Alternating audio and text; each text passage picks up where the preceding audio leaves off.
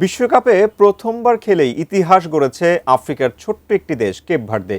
Spain, Uruguay ও Saudi আরবের মতো শক্তিশালী দলের গ্রুপ থেকে উত্তীর্ণ হয়েছে round of 32-এ।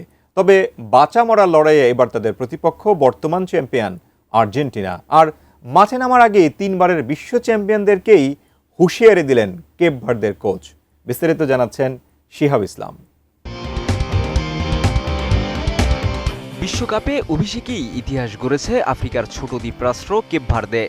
Spain, Uruguay, Saudi আরবের মতো শক্তিশালী দল থাকা কঠিন গ্রুপ থেকে অপরাজিত হিসেবে শেষ 32-এ জায়গা নিশ্চিত করেছে দলটি। কিন্তু এবার তাদের সামনে আরও বড় চ্যালেঞ্জ বর্তমান বিশ্ব চ্যাম্পিয়ন আর্জেন্টিনা।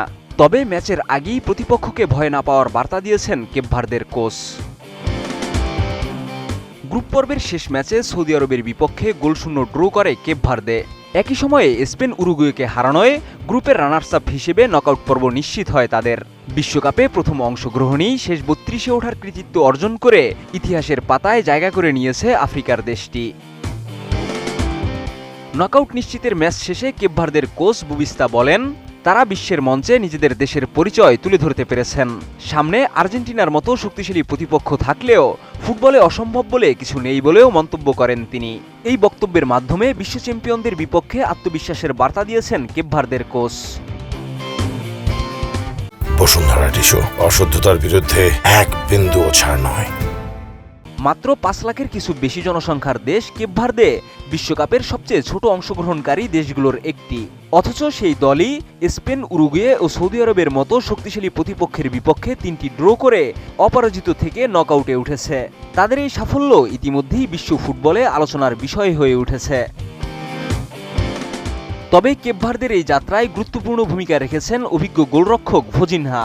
পাশাপাশি মিডফিল্ডার ড্রয় দুয়ার্তে, কেভিন পিনা এবং ফরওয়ার্ড নুনো দা কস্তাও পুরো টুর্নামেন্টে দারুণ পারফরম্যান্স দেখিয়েছেন। তাদের লড়াকু মানসিকতাই কেপ ভার্দেকে ইতিহাস গড়ার পথে এগিয়ে নিয়েছে।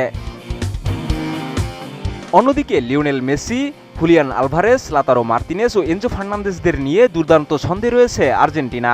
শক্তির বিচারে ও অভিজ্ঞতায় লিওনেল স্কলোনির দলই স্পষ্ট ফেভারিট। তবে কেপ ভার্দে বিশ্বাস করে বিশ্বকাপের মঞ্চে স্বপ্ন দেখার অধিকার তাদেরও আছে।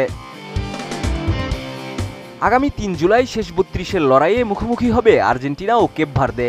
কাগজে কলমে আর্জেন্টিনা এগিয়ে থাকলেও অভিষেক বিশ্বকাপেই কেপ ভার্দে প্রমাণ করেছে ফুটবলে বড় নামের পাশাপাশি অপ্রত্যাশিত গল্প লেখা সম্ভব। তবে কেপ ভার্দে সেই রূপকথার নতুন অধ্যায় লিখতে পারে কিনা সেটি এখন দেখার অপেক্ষা। শিহাব ইসলাম, ATN নিউজ।